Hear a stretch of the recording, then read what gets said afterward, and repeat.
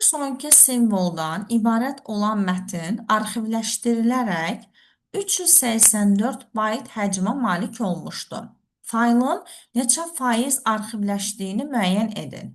Bir sonraki simvol varsa, biz bu məsələdə simvolların kodlaşmasını ASCII kod sisteminə görə aparacağıq və burada da bir simvolu 1 baytla hesablamalıyıq.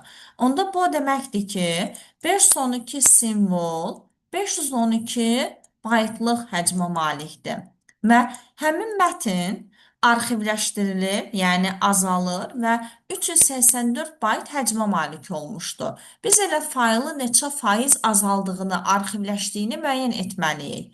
Onda mətn faylı 512 baytlıq həcmə malikdir. Bu həmin mətn faylının 100% olduğu həcmdir və arxivləşdiriləndə 384 bayt olur. Yəni o nə qədər azalır? Mən birbaşa azalan hissəni tapacağam. Çünki onsuz da bizdən neçə faiz azaldığını tapmaq tələb olunur. Neçə faiz arxivləşdiyini müəyyən etməliyik.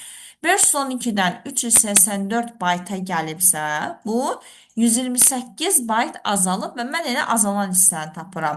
Görüm, azalan hissə neçə faizdir? Bu neçə faiz azalıb? Buradan tənasübü həll edirəm və cavab alınır 25%. Yəni 125 son 2x 12800-dürsə, buradan cavab olur 25%. Deməli, faylın neçə faiz arxivləşdiyini müəyyən edin. Doğru cavab 25.